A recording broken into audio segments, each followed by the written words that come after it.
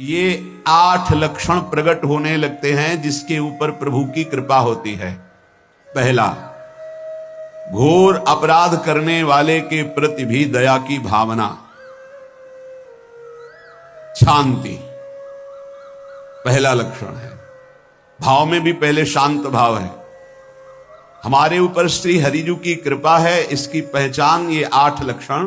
पहला शांति, अर्थात घोर अपराधी के प्रति भी गुस्सा ना आना, क्षमा करना, यह हरि की कृपा का लक्षण है। देख लो भाई, घोर अपराधी शब्द तो जाने दो, जरा सा प्रतिकूल हो जाए तो लाख समझाओ पर भ्रकुटी तनी रहती है। ईर्ष्या, द्वेष, मात्सर्य, द्रोह, ये उपासक के हृदय की विषय नहीं, ये तो गंदे विषयी पुरुषों के हृदय के लक्षण हैं। जहां ईर्ष्या है, मात्सर्य है, द्वेष है, द्रोह है, ये कुमति के लक्षण है, ये सुमति के लक्षण नहीं, ये हरि कृपा पात्र के लक्षण नहीं।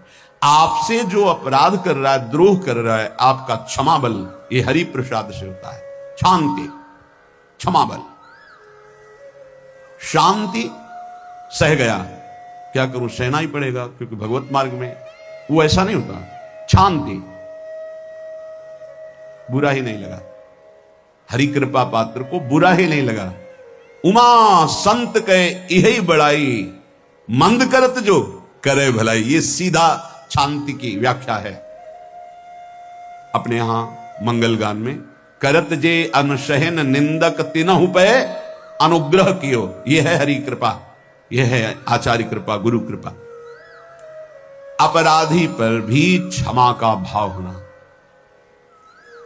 भला ऐसा है, अपराधी पर भी क्षमा का भाव होना, ये हरि कृपा पात्र में ही होगा, अन्य में नहीं।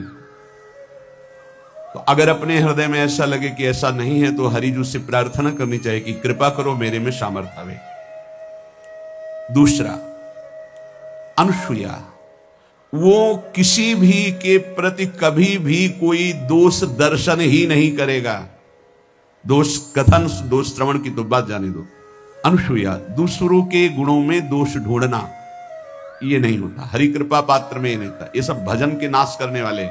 जैसे पहला अपराधी पर क्रोध कर देना, तो माया ने भेजा इसीलिए था कि तुम्हारे साथ व्यवहार ऐसा करे कि तुम क्रोध करो, क्रोध करोगे तुम्हारी ऊर्जा शक्ति नष्ट हो जाएगी, अध्यात्म में जो चलने की थी। और कहीं तुमने संकल्प कर लिया तो भजन शक्ति नष्ट हो जाएगी। तो अगर भजन बल है तो गया, जरूर उसको दंड मिलेगा, पक्का मिलेगा, 100% मिलेगा, लेकिन आप खाली हो गए। ना भजन करने की वृत्ति रहेगी और ना भजन रहेगा, दोनों बात। अनुसूया, किसी के सद्गुणों में दोष देखना, गुणों में दोष ढूंढना, यह हरि कृपा पात्र में नहीं होता। ये बहुत मंगलमयी बातें हैं जिससे हमारा भजन मार्ग पुष्ट होता है। तीसरा, वो बाहर से और भीतर से पवित्र रहता है, हरि कृपा पात्र। शौचाचार का ज्ञान होना चाहिए, वस्त्र आपके पवित्र होने चाहिए, ये बाहरी, जल रज आदि के द्वारा बाहरी पवित्रता। और निष्कपटता, निश्चलता, सत्य भाव, ये अंदर की पवित्रता है। अगर कपट है, छल है, असत्य है तो हृदय मलिन रहता है। भीतर और बाहर से पवित्र रहना, इसमें खास बात क्या है भीतर और बाहर से पवित्र रहने में? भीतर और बाहर से सदैव पवित्र कौन रह सकता है?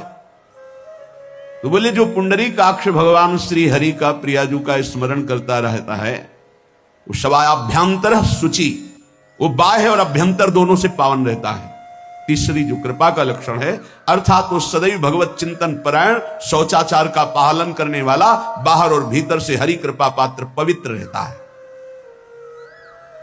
लघु शंका में जल पात्र में रखा जाता है, जनेंद्रिय को पवित्र किया जाता है, फिर हाथ रज से धो के, फिर कुल्ला करके, आचमन करके, पैर धोकर, ऐसे पवित्र आचरण, ऐसे पशुवत व्यवहार ठीक नहीं। कुछ लोग ऐसी गलती करते हैं कि जिसमें शौच हुआ जाता है उसी में बैठकर लघु शंका करते, तो सारे वस्त्र, पूरा शरीर अपवित्र हो गया आपका। अब तो अटैच बाथरूम की व्यवस्था माया ने कर दी है। हमें लगता है कि शौचालय अलग होना चाहिए और स्नान गृह अलग होना चाहिए, थोड़ा ही चाहे भेद हो, अंतराय होना चाहिए पवित्रता के लिए। अब ये शौचालय है, यही स्नान करना है, यही लघु शंका करनी है, तो पवित्रता का निर्वाह नहीं हो पाता। यदि जिस उस जगह आप शौच करते हैं, जो बैठकर उसी पे बैठ के लघु शंका करते हैं, तो आपको पूरा वस्त्र सहित स्नान करना चाहिए पवित्रता के, तभी बुद्धि भ्रष्ट हो जाती है। आपको मंत्र का निरंतर चलना ये कठिन पड़ जाएगा। पवित्रता का निर्वाह करो। देह राग मिटने के बाद एक स्थिति आती है, अवधूत स्थिति, उसमें फिर शरीर की पवित्रता का कोई संबंध नहीं रह जाता। पर अभी तो संबंध है ना देह भाव से, तो बहुत हो से लघु शंका ऐसे करें कि आपके पैरों में वस्त्रों में छिट्टी ना पड़े, पवित्र रहे। हर समय हमें पवित्र मंत्र जपना है, नाम जपना है, श्री की सेवा में रहना है। बहुत जल्दीबाजी खड़े खड़े लघु शंका की छिट्टी आप पढ़ रहे हैं, बस ऐसे चल दिए, वो पशुवत आचरण भगवत मार्ग में नहीं चल पाओगे। वो अंदर तुम्हारे व्याकुलता पैदा करता रहेगा भोगों की, संसार की। शौचाचार का बहुत बड़ा फल है, शरीर राग छूट जाएगा। ये बात समझ लो, शरीर राग छूट जाएगा। शरीर संबंधी पवित्रता शरीर राग छुड़ा देती है, आंतरिक रहस्य है ये। चौथा,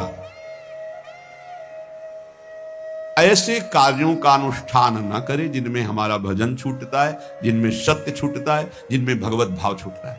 जैसे आपके ऊपर कृपा हुई, आप भगवत मार्ग में चल रहे हैं, अब आप ऐसे संसारिक कार्यों का अनुष्ठान कर रहे हैं जिनमें आपकी चित्तवृत्ति बिल्कुल भगवत विमुख हो रही, तो जीवन का लाभ क्या होगा?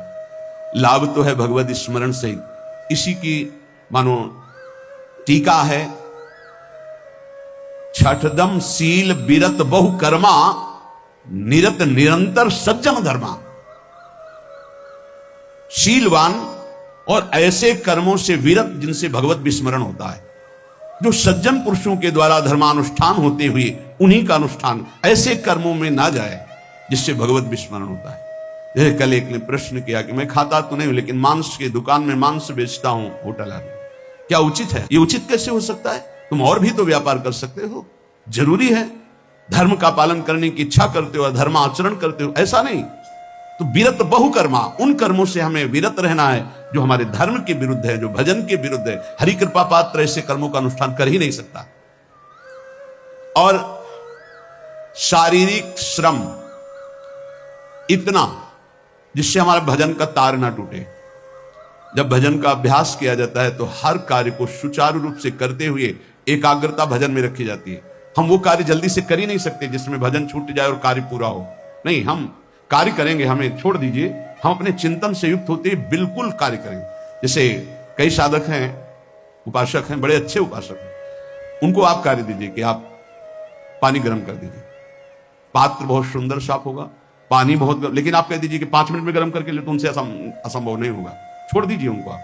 वो मतलब ऐसा कार्य करेंगे प्रशंसनीय, पर वो समय से। उनका एक सिद्धांत है, बहुत अच्छा लगता है, और अपने को पता है इससे जल्दीबाजी नहीं होनी। पात्र मार्जन करना है, छोड़ दीजिए, आप उसको टोकिएगा नहीं, आप जल्दी मांझ के, उससे नहीं होने वाला। वो तनिक भी दोष नहीं रहने देगा पात्रों में, पर समय दीजिए, आराम आराम शिव कर। हमें अच्छा लगता है।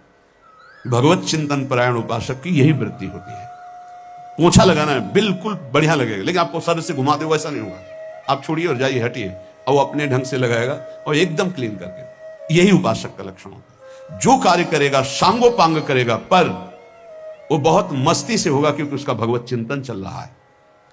अधिक ऐसे जिससे हमारा चिंतन छूट जाए, थोड़ा संयम में आना चाहिए। ये भगवत कृपा पात्र का लक्षण है। अपने भजन का फल देखना भगवत कृपा पात्र की, सबको प्रदान कर देना। हिम्मत है?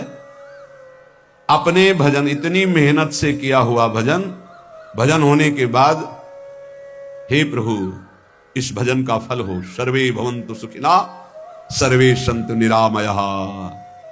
यहां तो कहते महाराज एक माला रोज आपके लिए करता हूं कि आपकी बीमारी ठीक रहे, तो शेष किसके लिए करते हो प्रभु? शेष है अगर इष्ट और गुरु के लिए तुम्हारा है कि एक माला करते तो फिर इतनी माला करते तो हमें क्या होगा? सब आपको दे देंगे तो हमें क्या होगा? तभी भजन का रहस्य नहीं जाना। सबके मंगल के लिए अपने भजन को समर्पित कर देना। देखो भाई भजनानंदी, भजन में अरुचि होने लगेगी? नहीं होने लगेगी। सुबह से शाम तक पसीना चुआए हम और भजन का फल दे दे सबको, तो इसका रहस्य बताते हैं। सबको जे भी कहा सर्वे भवंतु सुखिना, तो सर्वत्र विराजमान भगवान वही पलटकर अनंत रूपों में आपके ऊपर बरस पड़ेंगे। ये आंतरिक रहस्य है। हमने जो भजन किया वो एक सीमा में था, और जब हमने संपूर्ण विश्व को दे दिया तो असीम बनकर वापस हुआ। ये भाव न समझ में, अगर ये भाव न कहे तो एकदम लगे हम अपना भजन क्यों दे सबको। उस सर्वात्मा में विराजमान जो हमारा प्रभु है उसी को समर्पित कर, सर्वे भवन्तु सुखिना। तो वो सब पलटकर सब जगह से वापस आया, सबका आशीर्वाद आया और वो महान बनता चला गया। ये लाभ है, आंतरिक लाभ है। अगर तुम्हारा भाव ऐसा न बनता हो तो आप प्रभु को तो अर्पित करते ही है ना, तो वही प्रभु सब में विराजमान है। ऐसा भाव करके सर्वात्म स्वरूप भगवान को हमारा भजन समर्पित है। सब रूपों में प्रभु विराजमान है। ये हरि कृपा पात्र का लक्षण चल रहा है। और छठवां, अपने भजन से अपने लिए कुछ भी ना चाहना और दूसरों की तो बात जाने दो। दूसरों से कुछ ना चाहना ये तो ठीक है, अपने भजन से अपने लिए कुछ ना चाहना है हिम्मत। देखो ये हरि कृपा पात्र में हिम्मत होती। अपना भजन अपने प्रयोग में ना लाना, इसका भी आंतरिक रहस्य है। अपने प्रयोग में आप शरीर को लेकर के बोलेंगे, अगर स्वरूप को लेकर तो प्रयोग की कोई वहां जरूरत ही नहीं।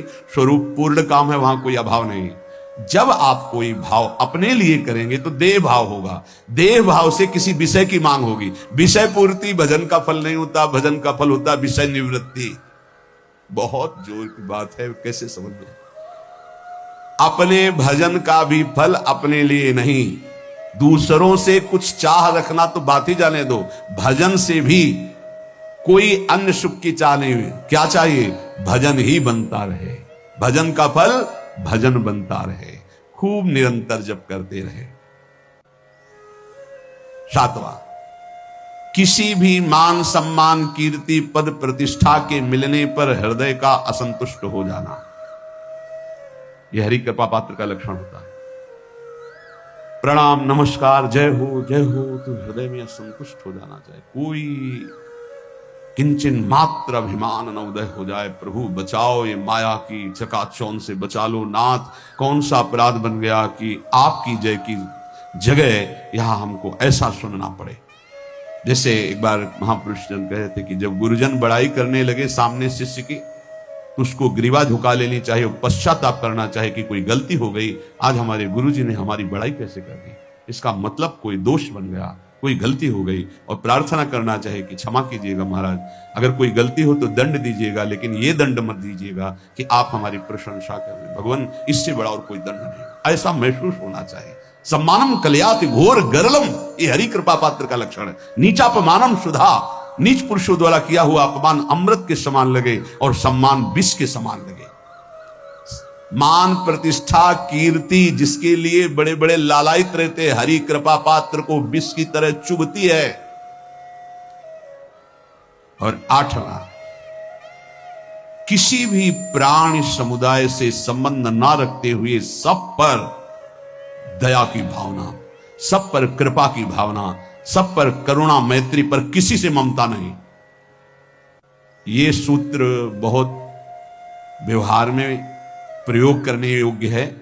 सबसे करुणा और मैत्री पर किसी से ममता नहीं।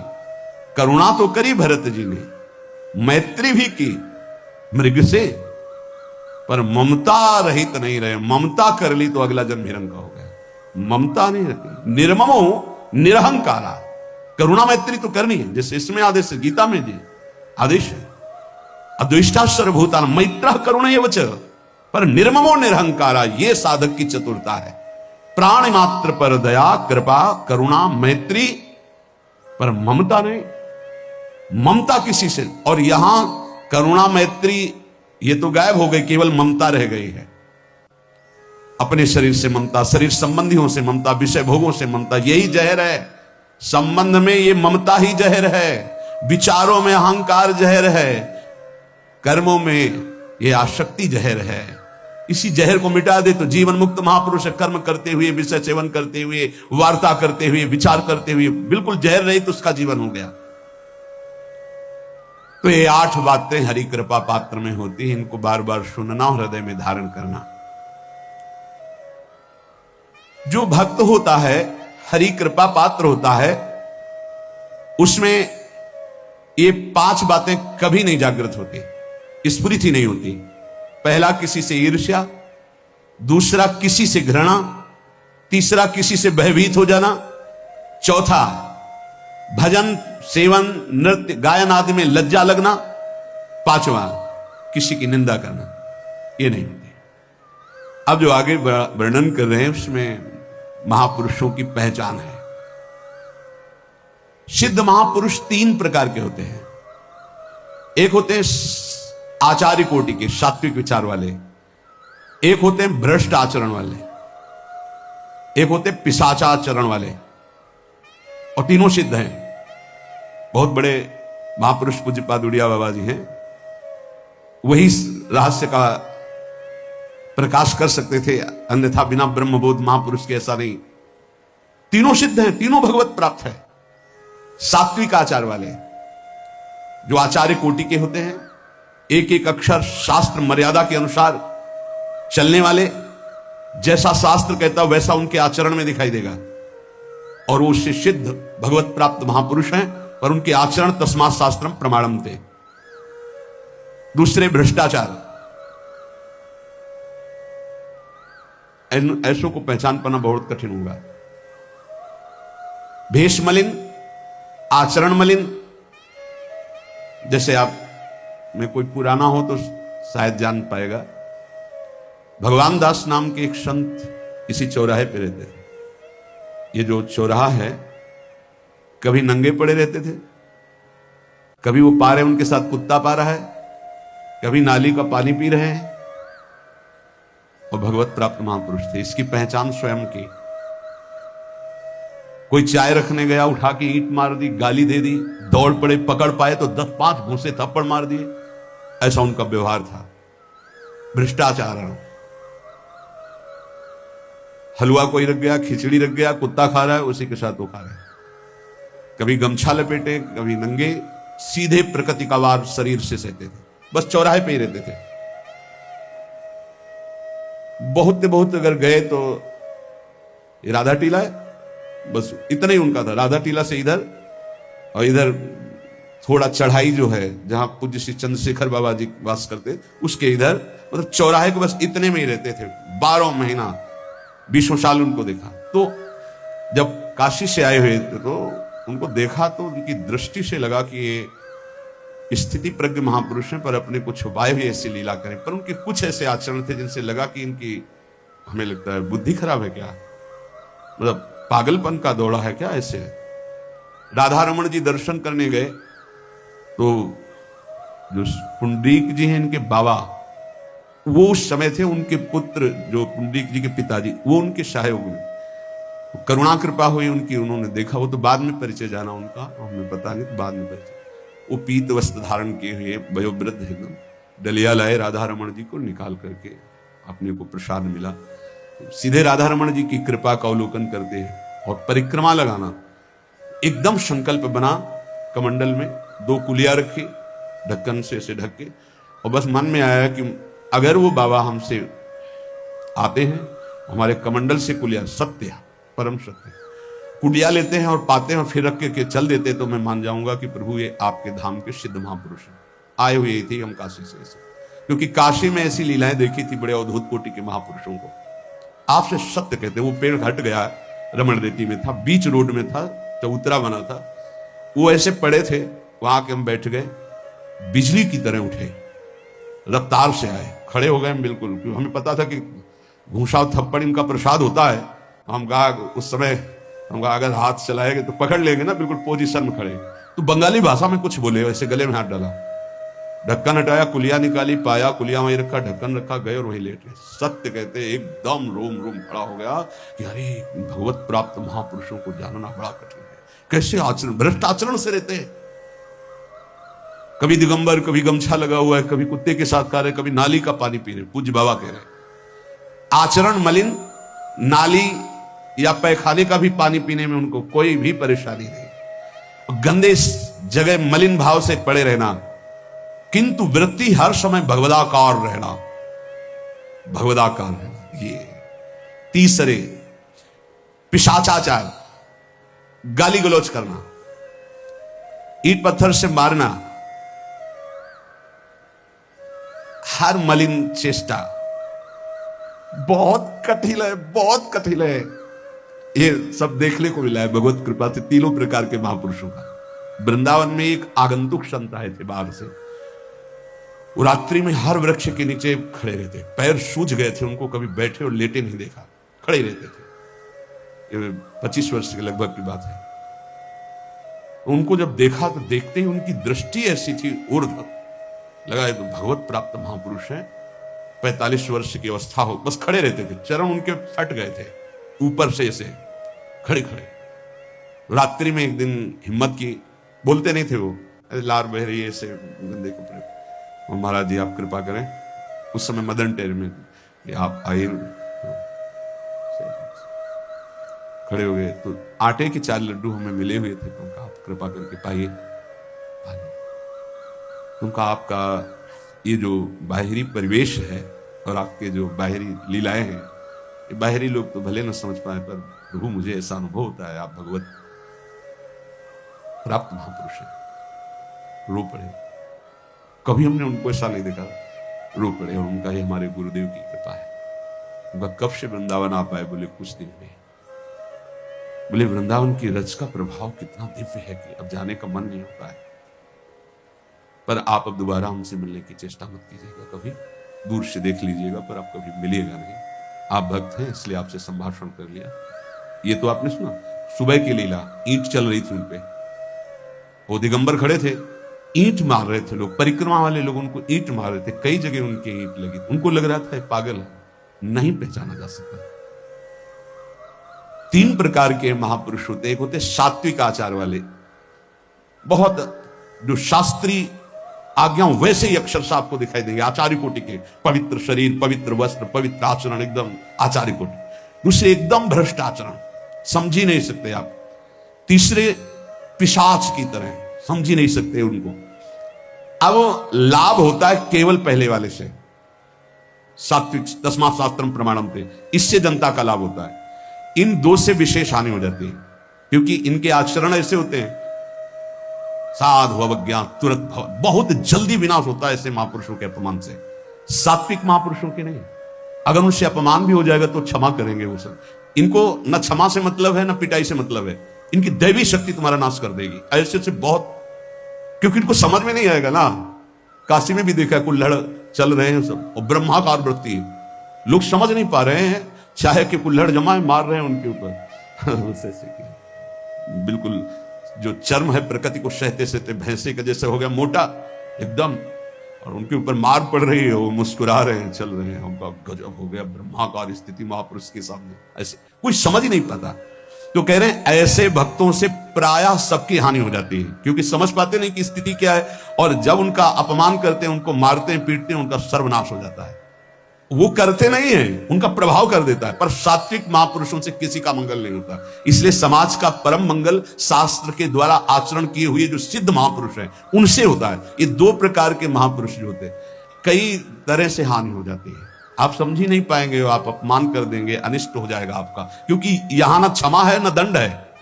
दैवी शक्तियां उनकी सुरक्षा में लगी हुई, वो सर्वनाश कर देंगी।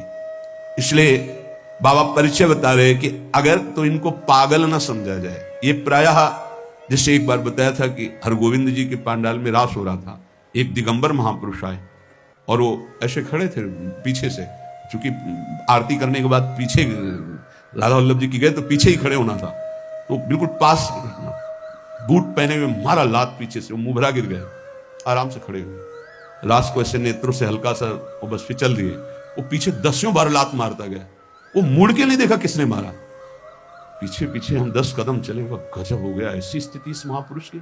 और ये बावरा जान नहीं रहा कि अपना सर्वनाश कर दिया हमने, और वो गजेंद्र की तरह मतवाले ऐसे फोगला की तरफ चल के नहीं। कैसे समझोगे महापुरुषों को? बाहरी व्यवहार। अभी 10-12 वर्ष की बात है, यमुना के पार ऐसे खो करके रहते थे दिगंबर एक महात्मा, अब है कि नहीं मुझे पता नहीं, पहले यमुना किनारे जाते थे बैठने, तो बस वो चीखते थे, राजकुमारी राजकुमार, राजकुमारी राजकुमार, यमुना पार से राजकुमारी राजकुमार। और ऐसे घास नोच नोच के जैसे गाय खाती है ऐसे खाते थे घास। और चिल्लाते क्या थे, राजकुमारी राजकुमार। किसको? प्रिया प्रीतम। राजधानी है ना, तो ऐसे वृंदावन की तरफ खड़े होते ऐसे कहते राजकुमारी राजकुमार। कैसे कोई महापुरुषों को जाने। भगवान कृपा करें कि किसी भी महापुरुष का कभी कोई अनिष्ट हमारे द्वारा ना हो, कहीं कोई अमंगल बर्ताव ना हो जाए, इसलिए परिचय बताया कि आप सोच सकते हैं कि ऐसे भला महापुरुष हो सकते हैं। हाँ पक्का, तीनों प्रकार के महापुरुषों के दर्शन हुए।